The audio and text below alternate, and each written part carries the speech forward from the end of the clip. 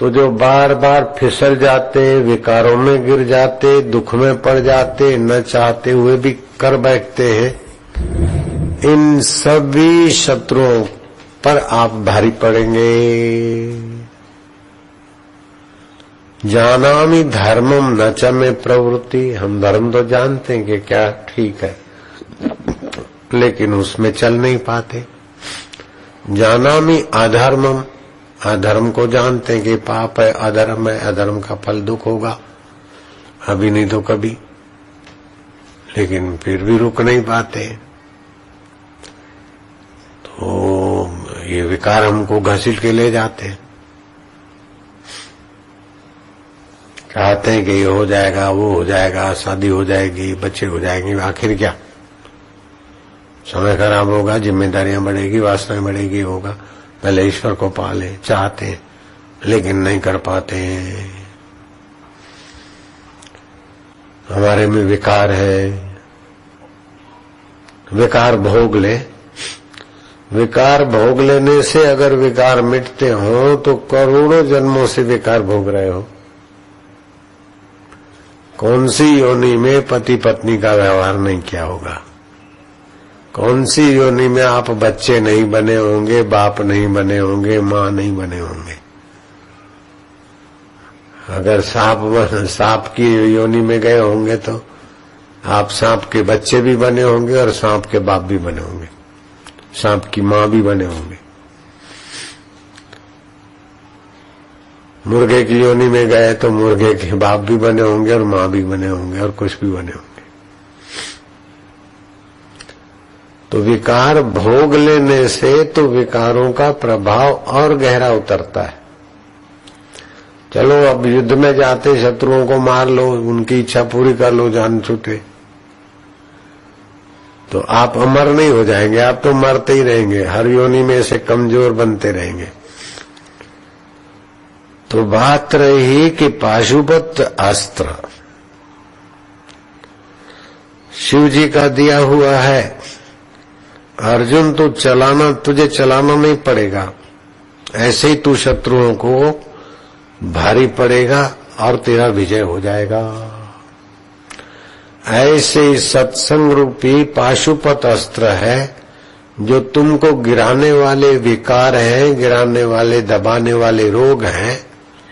जैसे तुलसी की कंठी खाली धारण करोगे तो कितने ही बैक्टीरिया तुम्हारे शरीर को जो तंग करते दूर ही रहेंगे, हावी नहीं होंगे, विफल हो जाएंगे।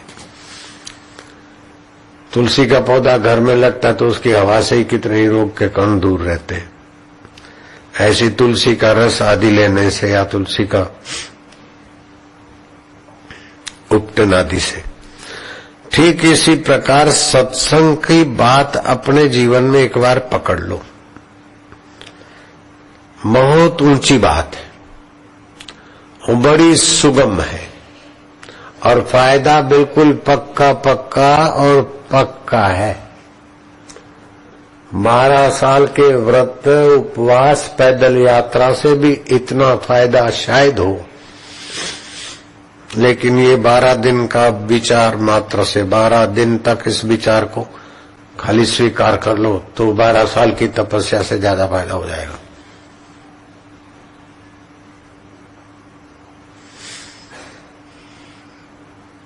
क्या विचार धारण करना है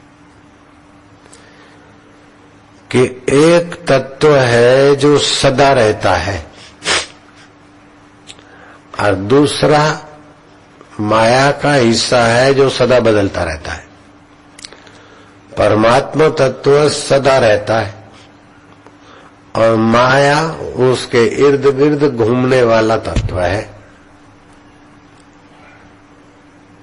जैसे सूर्य के इर्द गिर्द पृथ्वी घूमती रहती है, ऐसे ब्रह्म सत्ता के बल से ही प्रकृति के ये गुण विकार घूमते रहते। बिल्कुल पक्की बात है, अनुभव की बात है। ये सभी लोगों के, नास्तिक आदमी के भी अनुभव की बात है। किसी भी धर्म को मानता हूं उसके सभी के अनुभव की बात है कि आप सदा क्रोधी नहीं रह सकते, क्रोध आता है चला जाता है, बिल्कुल पक्की बात है। इसमें आपको संदेह है क्या? नहीं। आप सदा कामी नहीं रहते, काम आता है, सेक्स की भावना आती है, बुद्धिमानी से विचार बदल के बच सकते अथवा गिर के भी, फिर आप उस समय सदा के लिए कामी नहीं होते। तो क्रोध आया गया, काम आया गया, लोभ, मनी, हनी, फार्मी, वो कंटिन्यूटी नहीं देती, उसमें रहता है, ऐसा कमा ले, मजे से खाएंगे पिएंगे कमाएंगे, वो सदा विचार नहीं आता। ऐसे ही चिंता सदा नहीं रहती, भय सदा नहीं रहता है,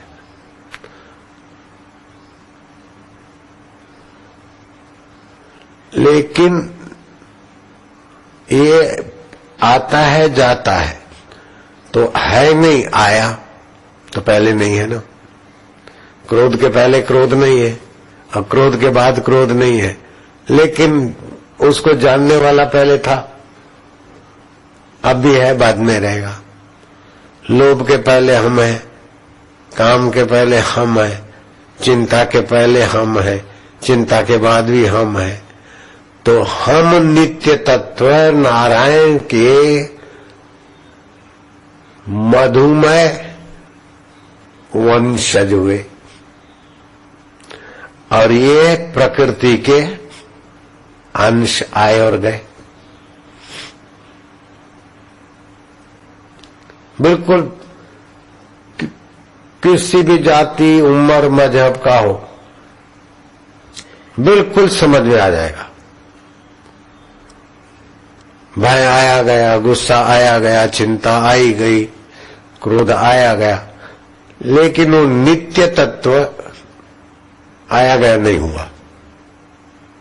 जिसने क्रोध को जाना उसी ने काम को जाना, जिसने काम को जाना उसी ने लोभ को जाना, जिसने लोभ को जाना उसी ने भय को जाना, और भय और चिंता भी उसी ने जानी। तो ये थोड़े थोड़े आए और गए, ये हुए अनित्य, और जानने वाला परमात्मा चैतन्य हुआ नित्य।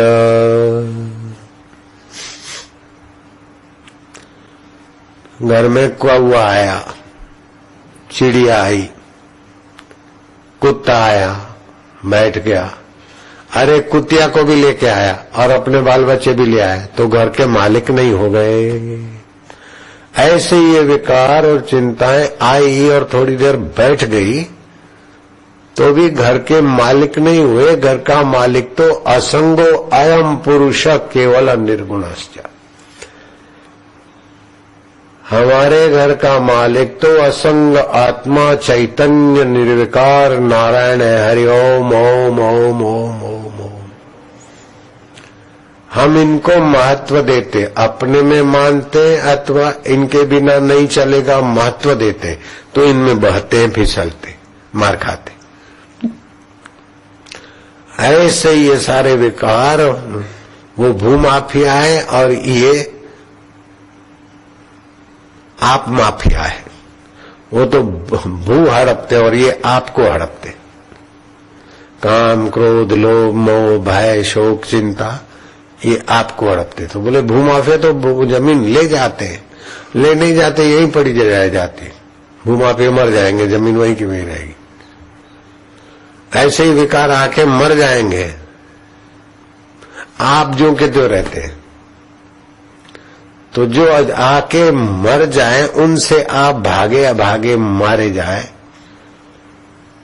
तो ये आपकी कमजोरी, आपकी नासमझी, आपके सत्संग का अभाव है। और कुसंग भय के साथ जुड़ गए, बेवकूफी के साथ जुड़ गए, चिंता के साथ जुड़ गए।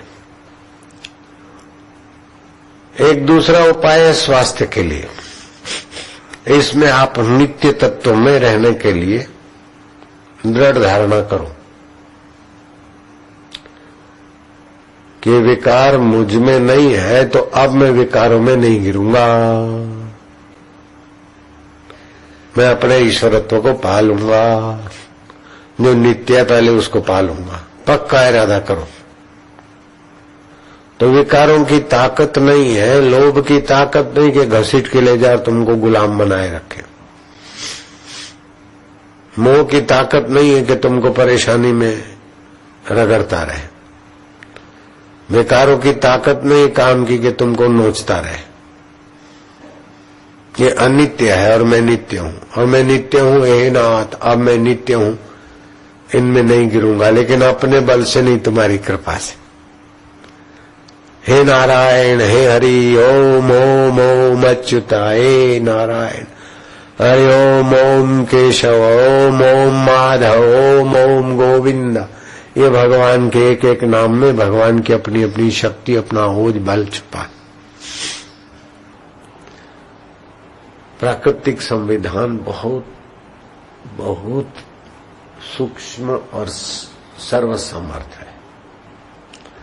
लिखा है कि जहां श्रेष्ठ पुरुषों का आदर सत्कार नहीं होता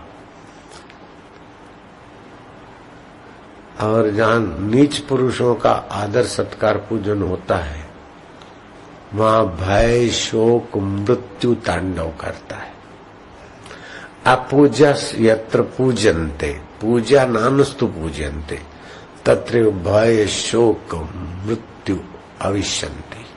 भय शोक मृत्यु का नाटक होता है। जैसे अफगानिस्तान में पूजनीय संतों का मूर्तियां बुद्ध की ये वो तोड़ना चालू हो गया, और दूसरे लोगों का, नेताओं छाप लोगों का सम्मान होना शुरू हो गया, तो वहां ऐसा बम ब्लास्टिंग का ऐसा तांडव हुआ कि अभी तक अफगानिस्तान को पुरानी पहले की स्थिति में लाना मुश्किल हो रहा है।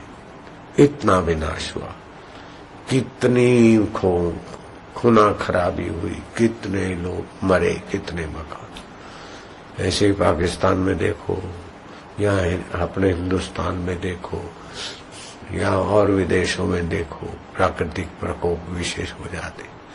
तो जहाँ पूजनीय व्यक्तियों का आदर सत्कार होता है, वहाँ प्रसन्नता, सज्जनता, सहानुभूति, उदारता आदि सद्गुण विकसित होते। और जहाँ ऐसा वैसा होता है, वहाँ पे विकृति, राक्षसी, आसुरी प्रकोप वृत्ति आदि होती। तो कैसे भी करके हम ठीक हो जाए, किसी का कान चबा के भी अपना सिर ठीक करेंगे ना, लेकिन कान चबाकर किसी का सिर अपना सिर ठीक करोगे तो सिर किसी न किसी चक्राओं में चकराने लगेगा। राक्षसी उपाय से स्वस्थ होने की बजाय थोड़ी कठिनाई सह लेकर दैवी उपाय करना चाहिए। और राक्षसी उपाय, मानवीय उपाय विफल होने पर भी दैवी उपाय के द्वार खुले होते।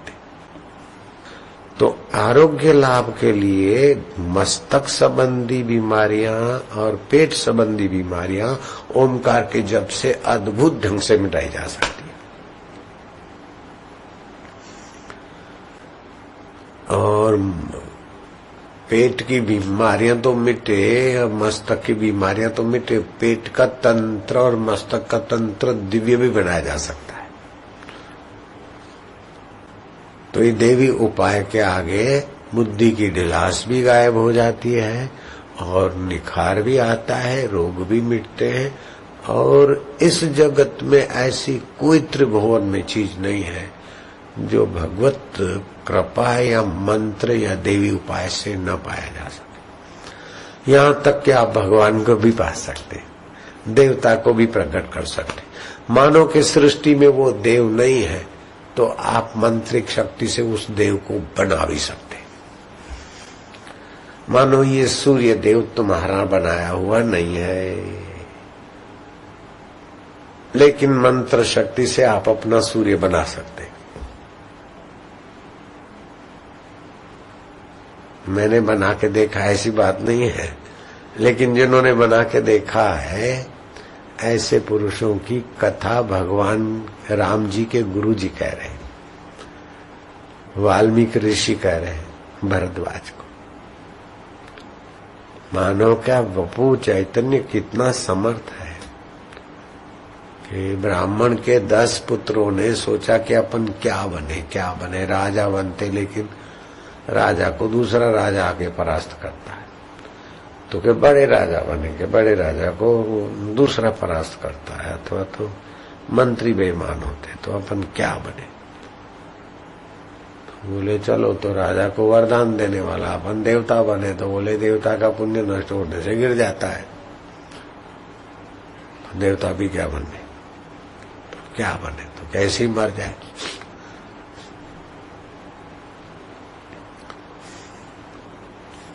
बोले तो सृष्टि के कर्ता ब्रह्मा जी कई जीव मर जाते, कितने लाखों करोड़ों साल बीत जाते।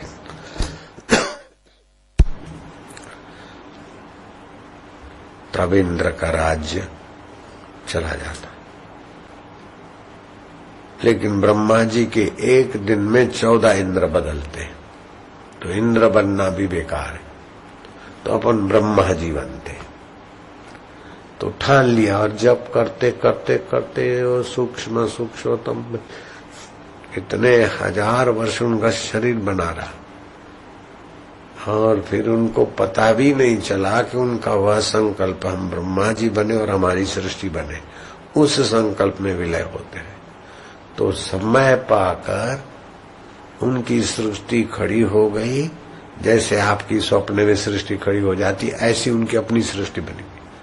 और उस सृष्टि का सूर्य देवता प्रार्थना करने के लिए नजीक खड़ा है, साकार देव का रूप लेकर।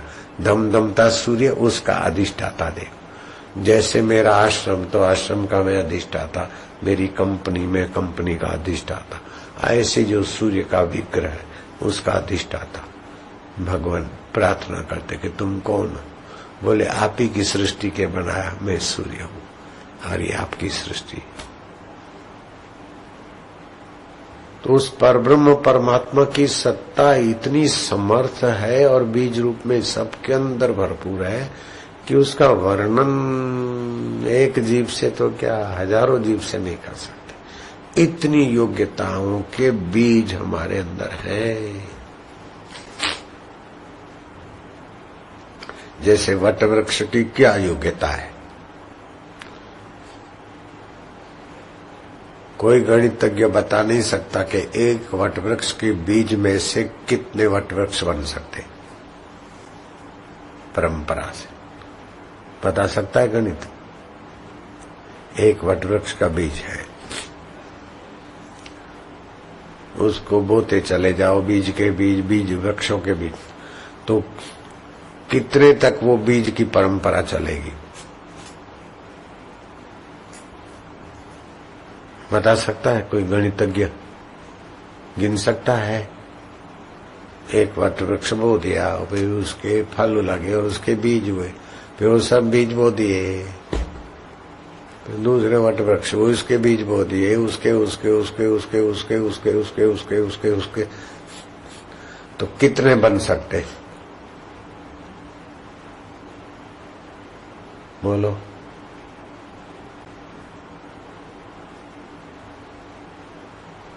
एक बीज में भी अनंत की योग्यता वैसी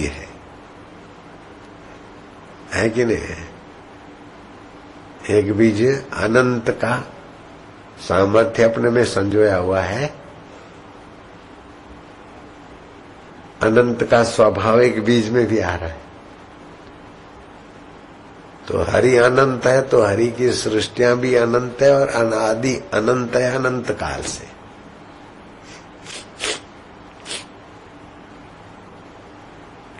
कोई छोर तोर नहीं है। ये फलाने बड़े है हाईलाइट हो गए, फलाने बड़े राजा हो गए, आजकल फलाने नेता बड़ा ही हो गया। वो भले हमारी अल्पमति में कोई बड़ा सेठ, बड़ा नेता, बड़ा साहब, बड़ा गुरु, बड़ा कुछ दिखता हो, लेकिन विशाल पर ब्रह्म परमात्मा के आगे तो इन सृष्टियों का कोई अलेखा चुका खूब है। और उसमें ऐसे ऐसे राजा हो गए, ऐसी ऐसी सृष्टियां हो गई। 60-60 हजार वर्ष की आयुष्य वाले हिरण्याकश्यपु और सुवर्ण का हिरणपुर अभी देखो तो समय की धारा में चला गया। लंकेश की लंका इतिहास में केवल रह गई, बस गायब है। यद दृश्यम तत् अनित्यम, जो दिखेगा अनित्य, लेकिन जिससे दिखता है वह नित्य है। तो जिससे दिखता है उसमें अगर प्रीति हो जाए, उसको पाने की रुचि हो जाए, उसकी कृपा से वो पाया जाएगा। तो आसान भी उतना है, महान भी उतना है, दुर्लभ भी उतना है और सुलभ भी उतना है। सुलभ कितना है कि हे राम जी, फूल पत्ते और टहनी तोड़ने में परिश्रम है, अपने आत्मा परमात्मा को जानने में क्या कृपणता करते हो, क्यों कंजूसी करते हो, क्यों देर करते हो। योग वशिष्ठ में राम जी को भगवान वशिष्ठ ही कहते, और उसी योग वशिष्ठ में कहते हैं कि एक तिनखा मिटाना होता है तभी भी परिश्रम करना पड़ता है। तो यहाँ तो जन्म जन्म के संस्कार त्रिलोकी का आकर्षण मिटाना है, इसलिए दीर्घ काल के संस्कारों को मिटाने के लिए दीर्घ अभ्यास की जरूरत है।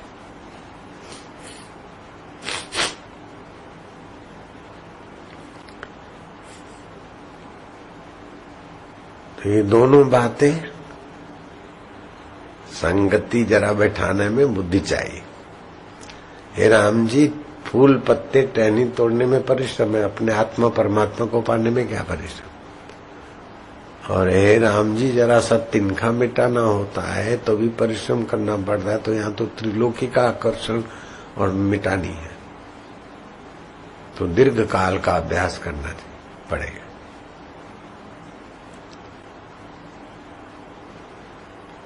जिनको जगत सत्य बुद्धि से भासता है उनके लिए दीर्घ काल का अभ्यास है, लेकिन जिनको ईश्वर की तड़प है उनके लिए, और जिनके पास तत्परता है उनके लिए आसान नहीं है। जैसे जिन्होंने अभी मकान बनाया उनको लाइट, पंखा, फ्रिज के लिए प्रयत्न करना पड़ेगा बहुत, तभी फ्रिज का पानी पी पाएंगे, लाइट जला पाएंगे।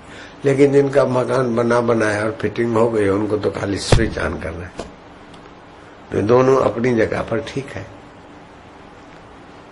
जो सुयोग्य है उनके लिए तो फूल पत्ते टहनी को परिश्रम दबाना परिश्रम है, अपने आत्मा को जानना क्या परिश्रम। खटवांग राजा ने 2 मुहूर्त में जान लिया था, परीक्षित में 7 दिन में जान लिया था, किसी ने 40 दिन में जान लिया था, किसी ने 7 साल में जान लिया।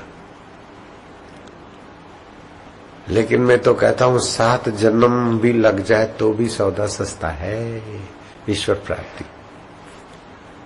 करोड़ों जन्म ऐसे ही व्यर्थ चले गए। हर जन्म में क्या क्या किया और क्या क्या संभाला और क्या क्या मित्र किए, पत्नी की, दोस्त के, मकान लिए, सेट हुए, आखिर मृत्यु के झटके ने सब छीन लिए। कहीं के नहीं रहे, भटकते ही रहे। माँ के गर्भ में आना पड़ा, गर्भ नहीं मिला तो बाथरूम में बह गए। कितने दुख भोगे, कौन सा दुख नहीं भोगा। बुद्ध कहते अपने भिक्षुकों को कि सामने जो पर्वत दिख रहे हैं, तुम्हारे जो भी आज तक जन्म हुए उन सभी जन्मों की हड्डियां इकट्ठी कर दी जाए तो इन पर्वतों को भी नन्हा दिखा देगी, इतने तुम्हारे जन्म हो गए। और ये बड़े बड़े सरोवर लहरा रहे हैं, तुमने हर जन्म में जब भी थोड़े बहुत आंसू बहाए, सभी जन्मों के आंसू इकट्ठे कर दिए जाए तो ये सरोवर भी छोटे हो जाएंगे, इतने तुम रोए हो। अब अपने पर तरस खाओ, विवेक का उपयोग करो। आखिर क्या, गाड़ी ले ली, आखिर क्या, अलग से रहे, मकान लिया, पत्नी ली, बच्चे हुए, फिर क्या, एक बड़ी कंपनी डाल दी और रोज के 100 करोड़ डॉलर कमाते, 1 बिलियन रोज की कमाई, फिर क्या, बिलियन, मिलियन नहीं, बिलियन, ट्रिलियन, 10 ट्रिलियन हर रोज कमाते हो, फिर क्या होगा। शरीर सदा रहेगा नहीं और 10 ट्रिलियन तुम उपयोग में लाओगे नहीं। और उपयोग में भी ला दिया तो मरने वाले शरीर के लिए उपयोग में लाकर तुम कौन सा अमर तत्व को पाया और मरे गए।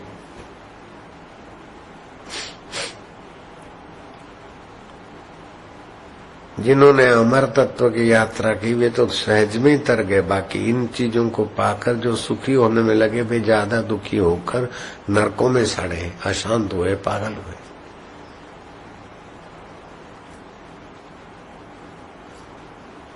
सुविधा बहुत है लेकिन खाना पचता नहीं, सुविधा बहुत है लेकिन नींद नहीं आती, सुविधा बहुत है लेकिन पति पत्नी में, माँ बेटे में, बहू सासू में नहीं बनती, देरानी जेठानी में नहीं बनती। अगर बन भी गई तो आखिर कब तक, नहीं भी बनी तो कब तक, सब चल रहा है।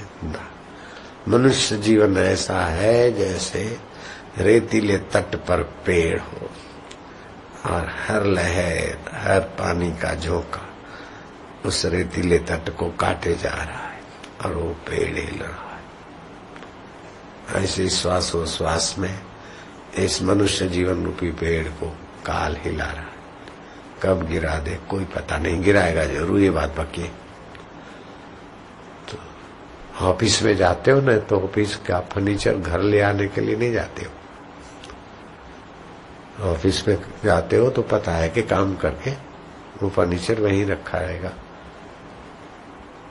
और घर ऑफिस में जाते हो, बस में जाते हो तो बस का सामान अथवा बस को उठाकर घर में नहीं लाना है। बस में बैठे तो यात्रा किया, जहाज में बैठे तो जहाज की कुर्सियां या जहाज को घर में नहीं लाएंगे उपयोग के लिए। ऐसे इस शरीर में तुम बैठे हो, इसका उपयोग कर लो। जैसे जहाज को छोड़ना पड़ेगा, कार को छोड़ना पड़ता है, बस को छोड़ना पड़ता है, ऐसे ही शरीर का भी उपयोग है। ऑफिस को छोड़ना पड़ता है, ऐसे इसको भी छोड़ने की चीज मानकर इसका उपयोग कर लो। बस इसका उपयोग कर लो अपने सत्य स्वभाव को, अपने चेतन स्वभाव को, अपने आनंद स्वभाव को, शाश्वत स्वभाव को, अपने राम स्वभाव को जान लो। शिव जी ने कितना स्पष्ट कहा रामायण में, उमा राम स्वभाव जे ही जाना, ताही भजन तजी भावना आना। जिसने अपने राम स्वभाव को जाना है उसने उसका भजन छोड़ के दूसरे भाव का आश्रय नहीं लिया। इतना रसमय, इतना सामर्थ्यमय, इतना सुखमय है।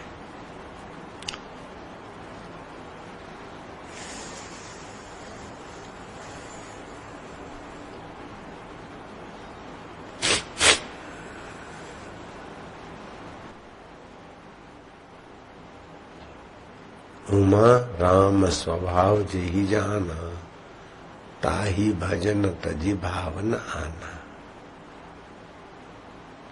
किम लक्षणम भजनम, रसमम लक्षणम भजनम। वो ऐसा दिव्य रस है कि उसके आगे तुम्हारे संसार की उपलब्धियां मजदूरी मजदूरी है। उपलब्धि में मजदूरी, संभालने में मजदूरी, भोगने में मजदूरी और छोड़ के मरने में मजदूरी। इनका क्या होगा, इसका क्या होगा। छोड़ के मरना है, लेकिन जीवन भर जिसको संभाला वो छोड़ के मरना है, तो उस समय भी तो मजदूरी है।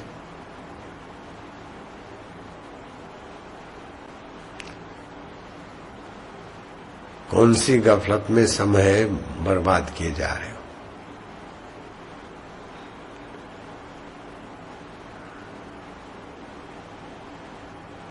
क्या करिए क्या जोड़िए, थोड़े जीवन काज, छोड़ी छोड़ी सब जाता है, देह गेह धर्म राज।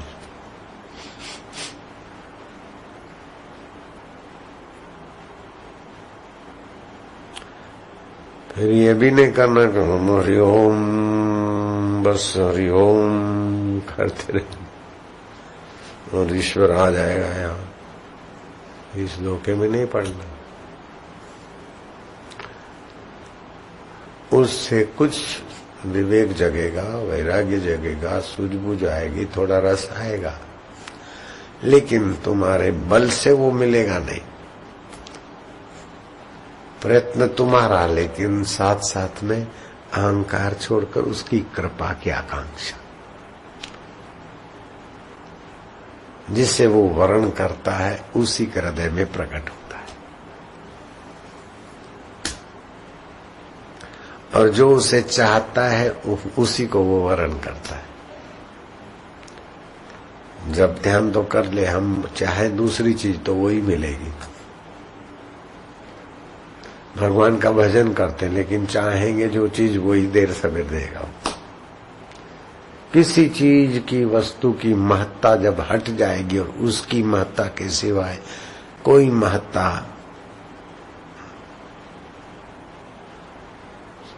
समझदारी वाली नहीं लगेगी तो प्रकट हो जाएगा।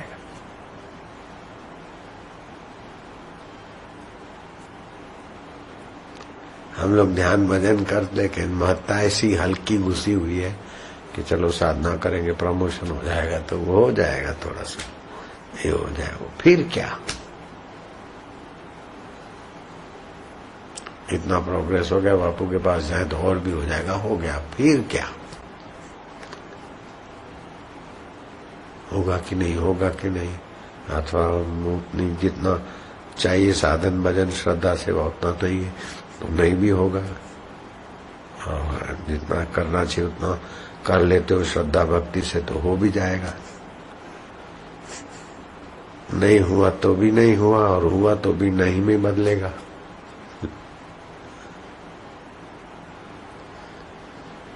कबीरा कुत्ते की दोस्ती दो बाजू जंजाल, रीझे तो मुंह चाटे, खींचे तो पैर काटे।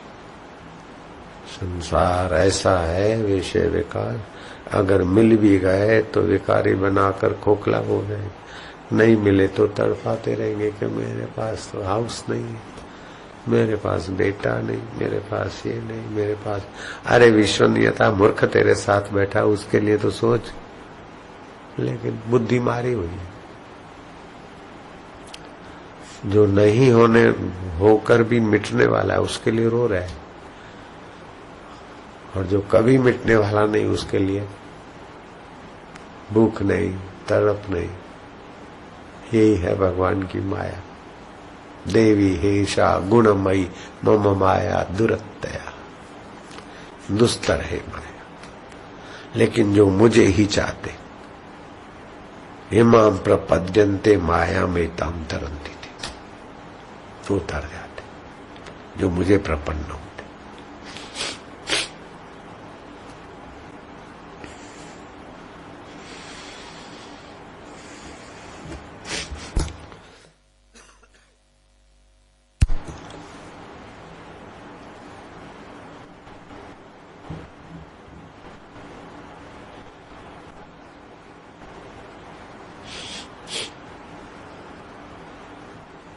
उदालक का राज्य अभिषेक होने वाला था। पिताजी राजा होकर बूढ़े हो गए तो मैं भी ऐसा ही हो जाऊंगा, आखिर क्या। अभी वो जा रहे हैं जंगल में गुरु जी के शरण में। कौशल्या सुमित्रा कई भी राम राज्य और राम जी का सानिध्य छोड़कर सिंह ऋषि के आश्रम में गई आत्म विश्रांति के लिए। तो मेरे को यहाँ क्या मिल जाएगा। उदालक राजपाट छोड़कर जंगल में चले गए। गुरु जी ने जैसा बताया था ऐसा आसन लगा के साधन भजन, और क्या क्या होता। फिर माँ की याद आती, दादा की याद आती, फिर मन को समझाते, फिर प्रकाश दिखने लगा। कभी हंसी आ जाए, कभी रुदन हो जाए, कभी नील प्रकाश दिखे, लेकिन ये सब दिख के ईश्वर प्राप्ति का उद्देश्य था। तो ईश्वर ब्रह्मा जी आ गए, विष्णु जी आ गए, लेकिन ब्रह्मा विष्णु जी जिससे है उस परमात्मा का साक्षात्कार जब तक नहीं हुआ तब तक वो लगे रहे। और जरूरी नहीं कि सबके ध्यान में ब्रह्मा विष्णु महेश आया ही चाहे प्रकट हो जाए, ये कोई जरूरी नहीं। अगर साकार उपासना की है उस उद्देश्य से तो वो प्रकट होंगे, नहीं तो सीधा तत्व ज्ञान गुरु कृपा से।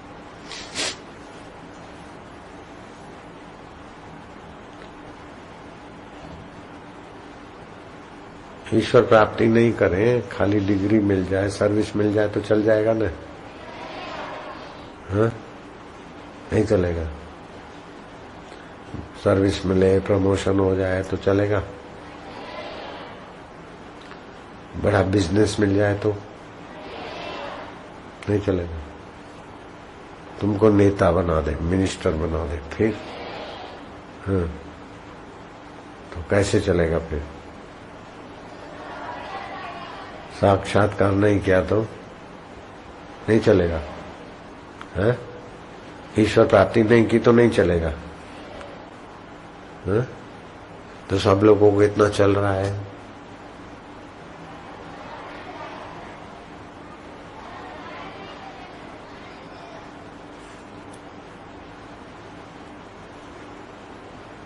देख ले, जिनको ईश्वर प्राप्ति के बिना चल जाता है वो पट्टे चलते ही रहते, 84 लाख योनियों में मरते जन्मते चलते ही रहते हैं। जिनको ईश्वर प्राप्ति के बिना चल जाता है वो चलते ही रहते, और जिनको नहीं चलता है तो ईश्वर फिर प्रकट भी हो जाते। बोले बड़ा चालाक है, बड़ा होशियार है, बड़ा चालाक है।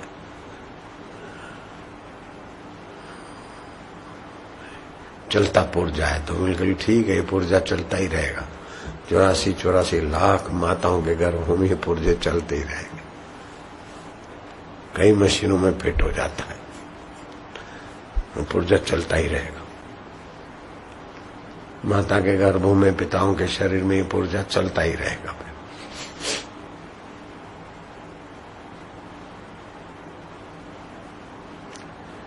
किसी के बाहर की थोड़ी वाहवाही देखकर आप प्रभावित होते हैं तो ये भोलापन है।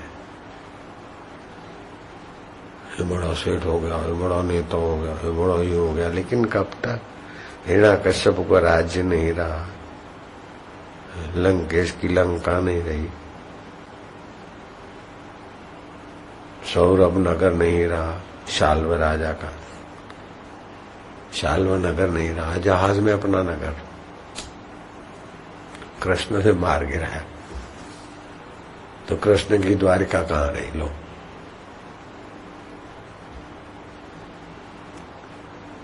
राम जी जहां जन्मे थे वो मकान कहाँ है?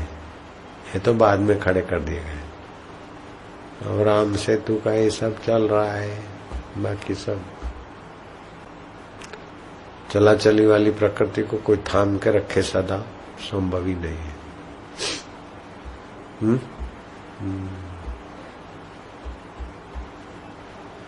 कोई अपनी अपनी रोटी सेक के रोटी पकाए, अपना अपना ही गो करे, बाकी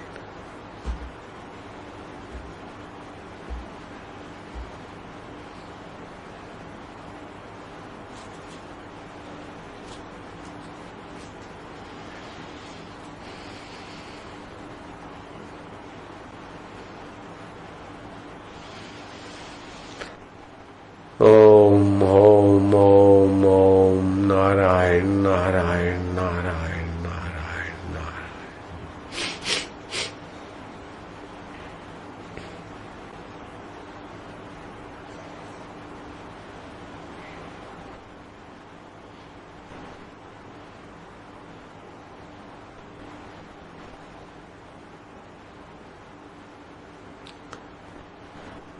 राम जी को जब साक्षात्कार हुआ तो बोलते कि बड़ा आश्चर्य है, जो जगत नित्य प्रवाह रूप से जा रहा है, जो टिकता ही नहीं, अस्तित्व नहीं, उसी को सत्य मान रहे थे।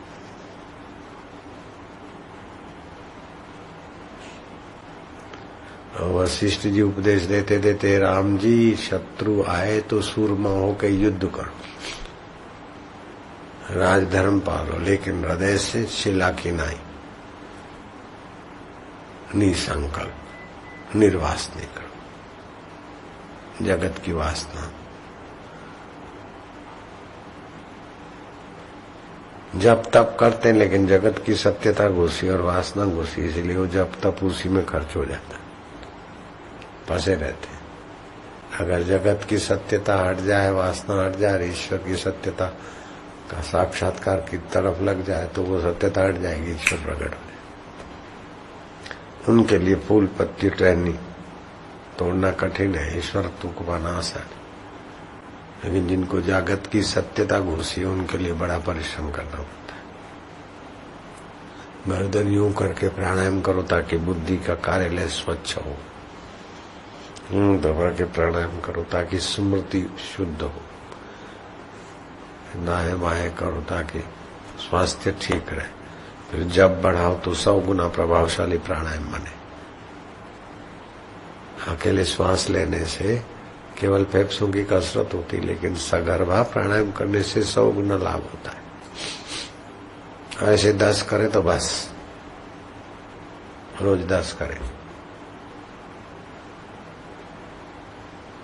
सगर्भा प्राणायाम, आभ्यंतर कुंभक, बहिर्कुंभक।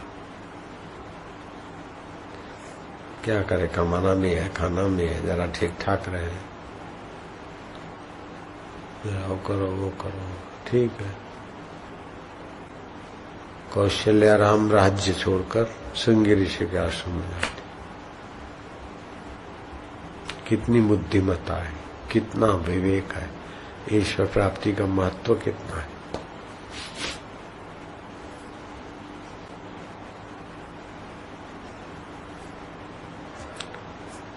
जिसको अपने जीवन का महत्व नहीं, वो ईश्वर का महत्व क्या समझेगा। मनुष्य जीवन का महत्व नहीं समझता है, मूर्ख। खाना पीना, शरीर को संभाल के मर जाए, इधर उधर बक बक किया, ये हो गया, बस जीवन पूरा हो गया। मनुष्य जीवन बहुत दुर्लभ है, 84 लाख जन्मों के बाद मिले। और उससे भी ज्यादा दुर्लभ है श्रद्धा बनी रहे।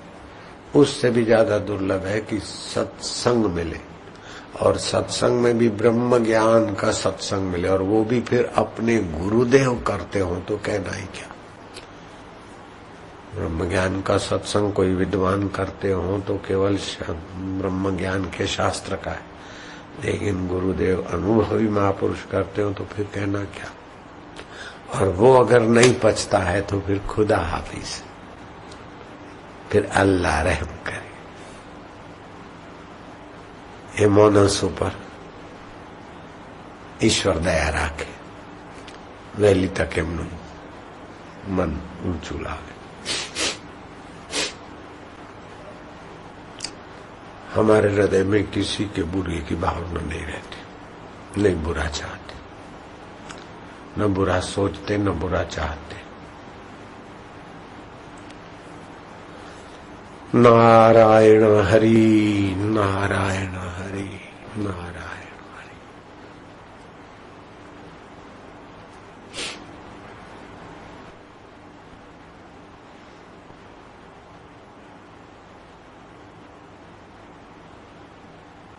ईश्वर को पाने का इरादा पक्का, नहीं तो गम्मे एटलू पाम्या पण कई कोई सार ना मिले। तो भाई चला लो, ईश्वर प्राप्ति के बिना चल जाएगा।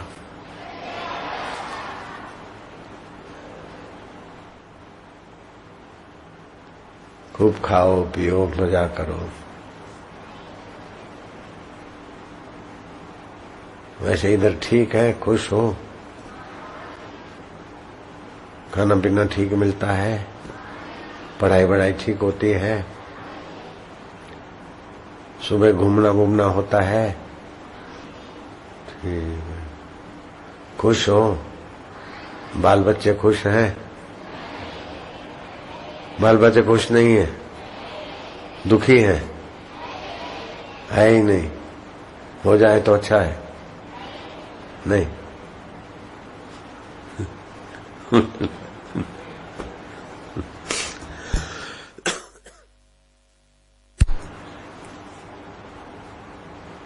बाल बच्चे सुखी रहने चाहिए ना। तो कब होंगे? पहले ईश्वर प्राप्ति करेंगे। अच्छी बात है, नहीं तो बहादुर है। मैं ऐसा सोच विचार तो हो जाए, फिर देखा जाएगा। कोई टिक गया तो मिल सकता है ईश्वर।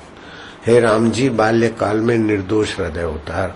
बचपन में ईश्वर प्राप्ति जितनी सहज में होती है, सुलभ होती है, उतनी बड़ी उम्र में नहीं होती, क्योंकि मानव का मन बिखर जाता है विकारों में, वासनाओं में। हमारे गुरुजी के आश्रम में भी लोग आते थे, जिसको भूख लगी तीव्र और डटे रहे उनको तो मिल गया, बाकी के लोग जितना पुण्याई थी उतना हिस्सा मिला। फिर भी हयात महापुरुष का दर्शन और सानिध्य जिनको भी मिला वो धन्यवाद के पात्र है। स्वर्ग तो उनको देर सवेर मिल ही जाता है। ब्रह्मवेता की सेवा सानिध्य। किसी की तबाही करनी हो तो संत की निंदा सुना दो, उसकी शांति नाश हो जाएगी, पुण्य नाश होने लगेंगे।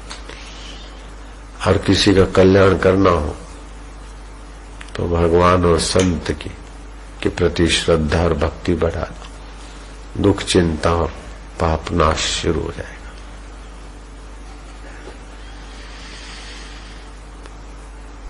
हरि गुरु निंदा सुनहि जे काना होई पाप गौ घात समान।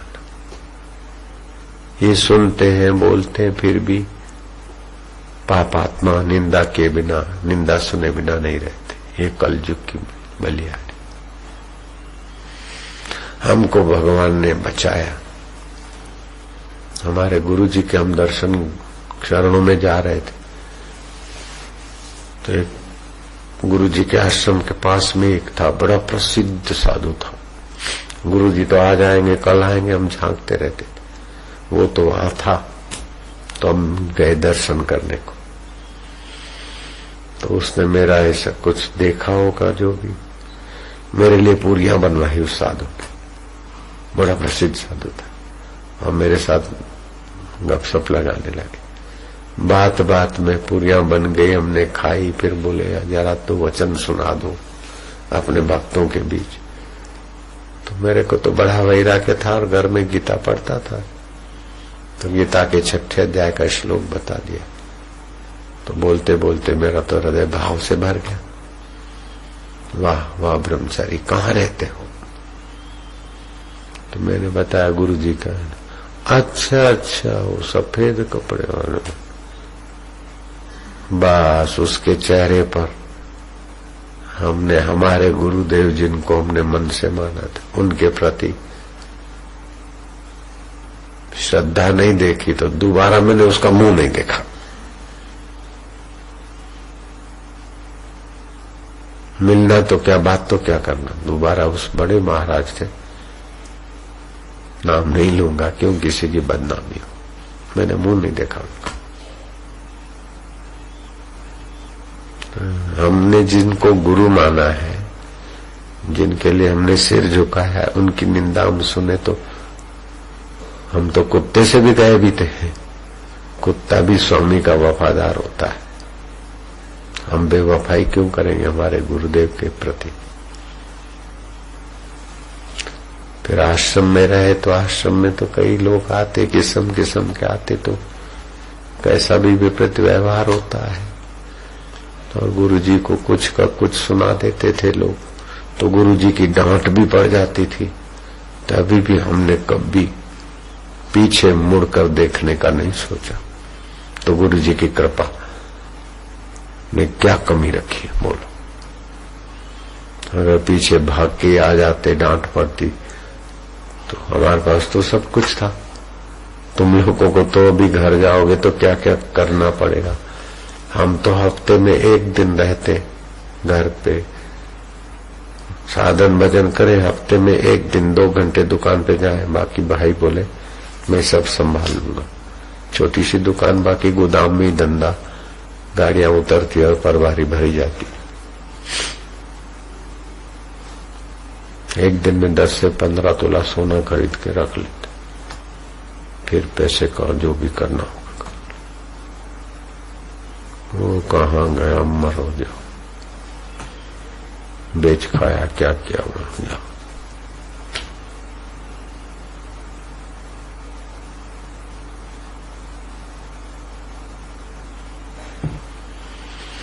और वहां बर्तन मांजते,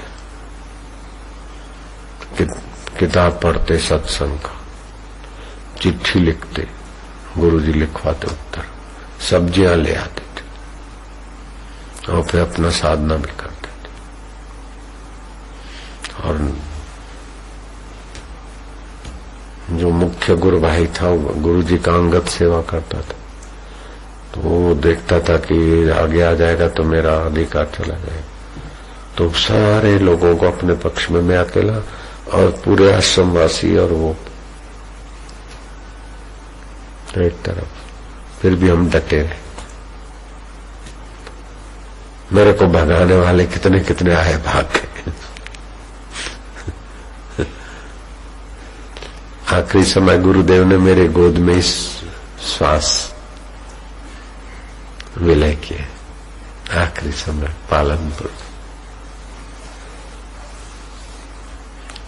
उसके बाद भी वो हमारा जो गुरु भाई था, गांधी धाम में गुरु जी की समाधि बनाओ, क्योंकि वहां के ट्रस्टियों से उसका ट्रेनिंग था।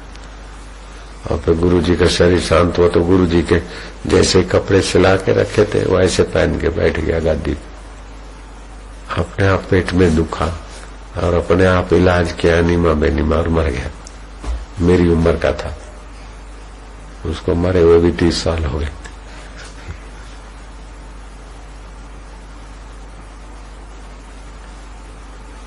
कर्म की गति कैसी।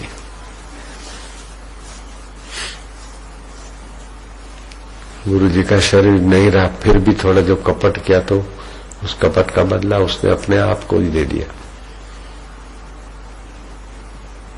गंदी स्थिति में जाकर मरा।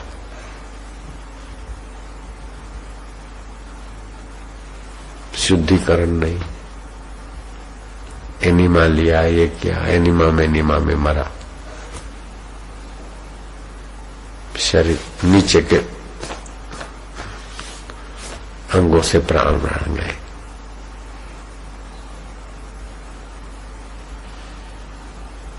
तो भिड़ाता था, मेरे प्रति लोगों को भिड़ा देता था। कोई बात नहीं, जो अच्छा है।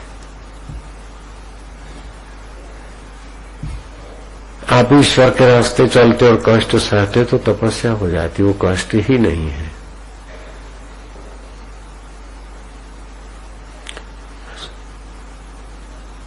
सुख सुविधा मिले और फिर आश्रम में रहे तो आप आश्रम में रह रहे कि 5 स्टार होटल खोजने आए, मूर्ख। सब सुख सुविधा हो, मान भी मिले और सुविधाएं भी हो, तो आप गुरु के आश्रम में रहने को आए कि 5 स्टार होटल में रहने को आए।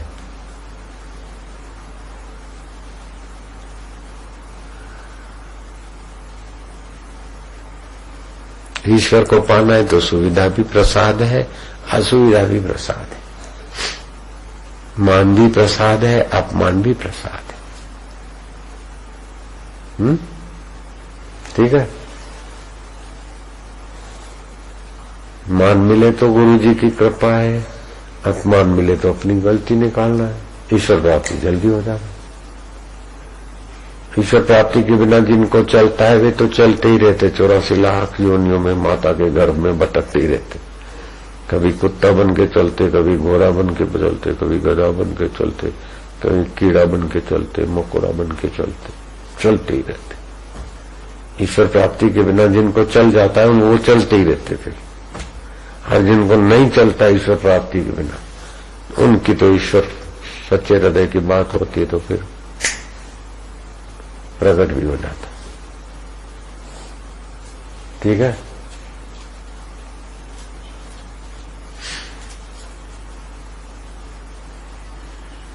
ईश्वर प्राप्ति के बिना जिनका नहीं चलता है उनके हृदय में ईश्वर प्रकट हो जाता है, और जिनको चलता है ईश्वर प्राप्ति के बिना चलता है वे अब आगे चलते ही रहते 84 लाख योनियों में।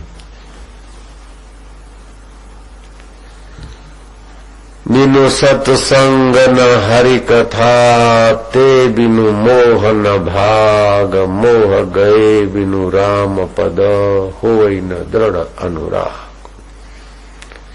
बिना सत्संग और हरि कथा के मोह का भंग नहीं होता, और मोह का भंग हुए बिना भगवान में दृढ़ प्रीति नहीं होती, और दृढ़ प्रीति के बिना भगवान प्रकट नहीं होते है। वास्तव में भगवान ही है, बाकी सब धोखा है। मेरी आंख है, नहीं है, धोखा है।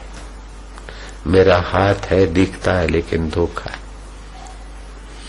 मेरा आश्रम है, मेरा मकान है, मेरे बच्चे हैं, मेरा ये है, धोखा है। जरा सा प्राण की तार टूटी तो न आंख रहे ऐसी, न हाथ रहा ऐसा, न मकान की मालिकी रही ऐसी, न बेटे बेटियों पे अधिकार रहा, उनका स्नेह रहा ऐसा। मुर्दा समझ के गाड़ दो, जला दो। लेकिन मेरा ईश्वर अब भी है, वो मरने के बाद भी रहता है। वो है, था, है, रहेगा। आत्मा ईश्वर मरने के बाद भी रहता है।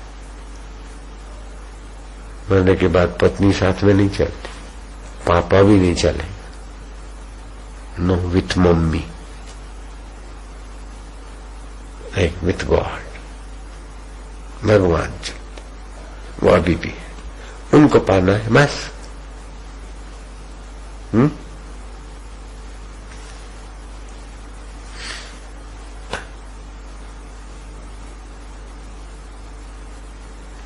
राम जी बाल्यकाल में निर्दोष हृदय होता। अगर ईश्वर का महत्व समझकर बाल्यकाल में कोई लग जाए, कोई उसको लगा दे, तो शीघ्र अविद्या नष्ट होकर विद्यमान ईश्वर का स्वरूप प्रकट हो जाता है। विद्यमान ईश्वर ही है, बाकी सब अविद्या है। भूतकाल अविद्यमान है, भविष्य काल अविद्यमान है, वर्तमान काल विद्यमान दिखता है। वो विद्यमान के अस्तित्व से विद्यमान दिखता है, दिखते दिखते बदल रहा है। वर्तमान काल किससे दिखता है? विद्यमान से।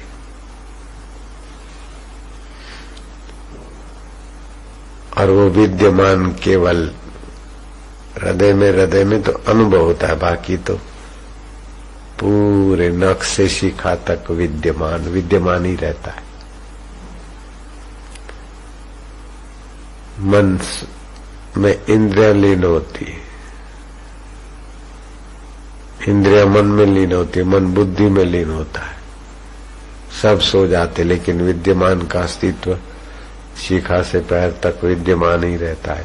सुप्ति में हिता नाम की नाड़ी में थोड़ी विशेष धारा आई तो स्वप्न आया। विद्यमान उस समय भी सब जगह विद्यमान रहता,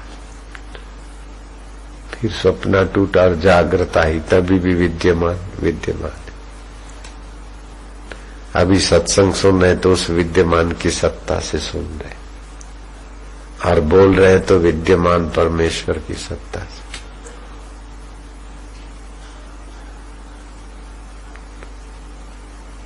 वो कौन है वाणी के गहराई में विद्यमान, जो वाणी उच्चारण करने की सत्ता देता है, और ठीक बोलते कि नहीं बोलते वो भी जानता है।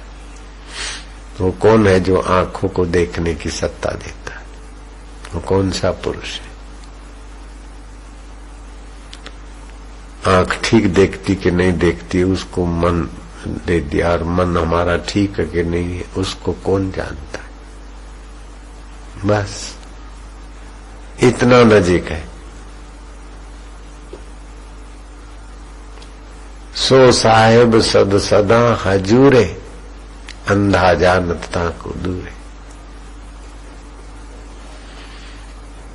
ये खरीद लूं, ये कर लूं, ये खा लूं, ये भोग लूं, ऐसा कर लूं, फिर क्या? ये सब अविद्यमान है, अभी नहीं है, खरीद लिया तो फिर भी नहीं हो जाएगा। लेकिन जो अभी है विद्यमान, आत्मा ईश्वर पहले भी था, उस विद्यमान को खोज के अपने मय को उसमें मिला दे, तरंग को सागर में मिला दे। अविद्यमान शरीर और अहम को महत्व न दे, विद्यमान को महत्व देकर प्रीति पूर्वक